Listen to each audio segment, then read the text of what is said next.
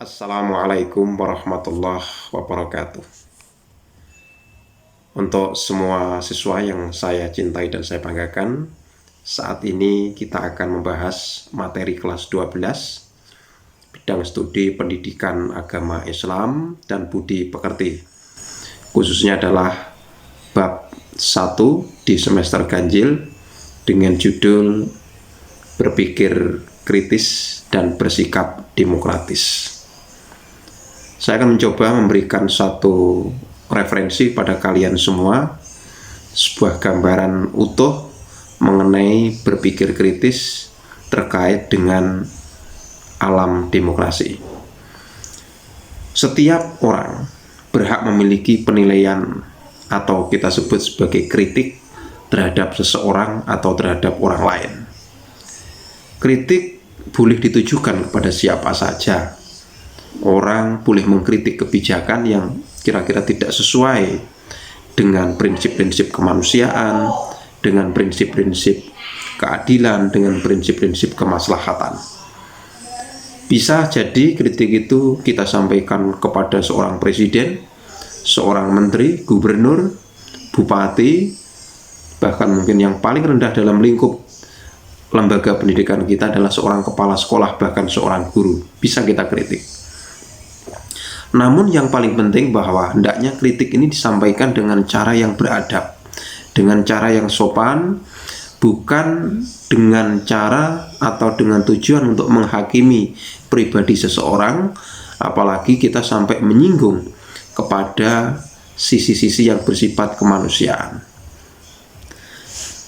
Hanya saja memang harus kita tahu bahwa ketika kita melakukan kritik kepada orang lain atau pihak lain, sebaiknya satu hal yang harus kita pegang, janganlah kita bersikap a priori. Artinya kita sudah berpikir negatif dahulu terhadap orang yang akan kita kritik. Kita berpendapat bahwa orang yang kita kritik itu selalu tidak benar atas dasar karena kebencian. Itu jangan sampai terjadi.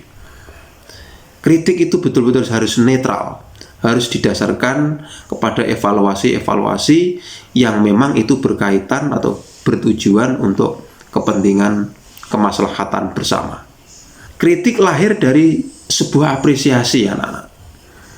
Jadi justru orang mengkritik itu artinya mengapresiasi.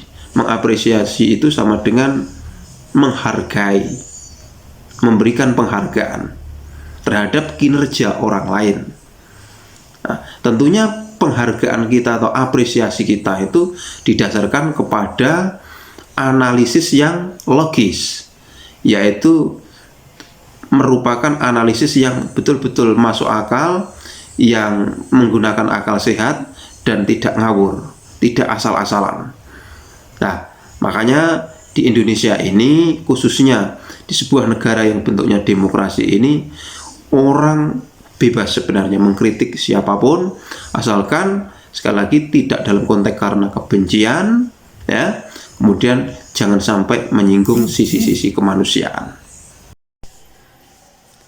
Jadi dalam sebuah negara demokrasi, justru kritik yang dilakukan oleh atau disampaikan oleh masyarakatnya ini bisa mencegah sebuah kekuasaan menuju pada kekuasaan yang otoriter dan diktator.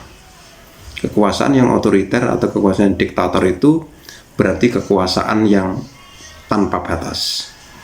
Nah, sebaliknya ya, namun sebaliknya jika sebuah pemerintahan ini selalu dikritik habis-habisan, bahkan kritiknya ini sampai kelewat batas, ini yang terjadi adalah justru nanti akan melemahkan kekuasaan itu sendiri.